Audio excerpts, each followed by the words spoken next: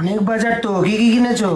আজকে অনেক কিছুই কেনা হয়েছে, আবার এনে এইগুলো এখন সব আবার স্টকেও রাখতে হবে।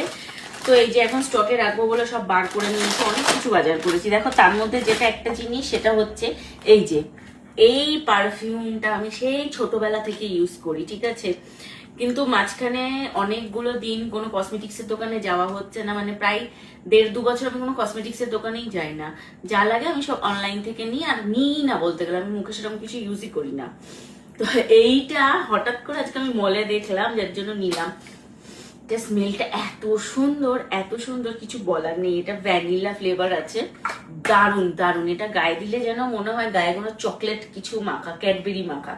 তো এইটা একটা নিয়েছি, মানে যেগুলো, আর আমার তো যেই হলুদের গুঁড়ো, তারপর জিরের গুঁড়ো, ধনের গুঁড়ো, এগুলো তো দৈনন্দিন একটা ফ্যামিলিতে লাগেই। এই যে একটা কফির প্যাকেট নিয়েছি, কফির কৌটোটা ইচ্ছা করে নিইনি, প্যাকেটটাই নিয়েছি, কারণ চা কফি মিলিয়ে মিশিয়ে খেতে গেলে আর কফি বেশি দিন খুলে রাখলে না জমে যায়। ওই জন্য আমি ছোট ছোট প্যাকেটই কিনি এখন। আগে বুঝতাম না, এরকম বড় বড় কৌটোগুলো কিনতাম, কি হতো হাফ খাওয়ার পরে বাকি হাফ হাওয়া লাগতে লাগতে জমে যেত, যার জন্য সব নষ্ট হতো। জোয়ান নিয়েছি, আর সব থেকে যেটা ভালো জিনিস গরমে সেটা হচ্ছে এই যে একটা ট্যাং নিয়েছি। মানে ধরো এই রোদ্দুর থেকে বাড়ি আসলে একটু ঠান্ডা জলে যদি এরকম একটা ট্যাং বা রসনাগুলো খাওয়া যায়, যেন মনে হয় কি জীবন আবার নতুন করে ফিরে পাওয়া গেল। তো এইগুলোই নিয়েছি। আর একটা জিনিস এই গরমের সময় যেটা সব থেকে বেশি দরকার, সেটা হচ্ছে এই যে একটা ককরোচ মারার চক।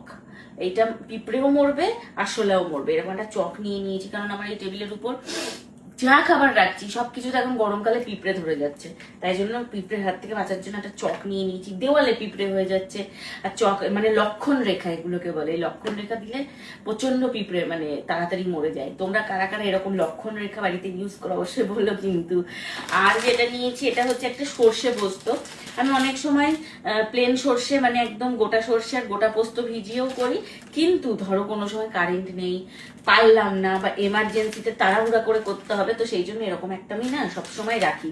এবং যারা সর্ষে পোস্ত দিয়ে ধরো ভেন্ডি বা সর্ষে পোস্ত দিয়ে আরো অনেক কিছু হয়, সেইগুলো যারা খেতে পছন্দ করো এরকম একটা স্টকে রেখো, কারণ সবসময় তো হয় না। আর আমার এখানে যেহেতু শিলনোড়ায় বাটাটা অসুবিধা হয়, ওই জন্য মানে এমার্জেন্সির জন্য এটা খুব ভালো, ঝটপট ঝটপট হয়ে যায়। এই নিয়েছি গরম মশলা, পিজা পাস্তা সস থেকে শুরু করে একটা যেটা জিনিস, এটা হচ্ছে গোলাপ জামুন নেওয়া হয়েছে এইবার, মানে গোলাপ জামুনের পাউডার। এইটা মানে জল দিয়ে আলাদা করে গোলাপ জামুন বানাতে হবে, এটা যখন বানাবো তখন তোমাদের দেখাবো। এই একটা নিয়েছি, আরো তো মানে একটা ফ্যামিলিতে যা যা লাগে সবই নিয়েছি। কেমন লাগলো? আর তোমরা যখন মানে বাজার করতে যাও, মান্থলি বাজার, মানে তোমরাও কি এরকম এক গাদা বাজার করো, নাকি যখন যেটা লাগে টুকটুক করে বাজার করো? আমি তো একবারেই বেশিরভাগটা করে রাখি, এবং তারপরেও দেখবে যখন যেটা লাগে সেটা সুইগিতে টুকটুক করে আসতেই থাকে। মানে একবারেও হয় না, আবার একবারে না নিলেও হয় না, মানে এরকম একটা ব্যাপার। তোমরা কি কিরকম করো অবশ্যই জানিও।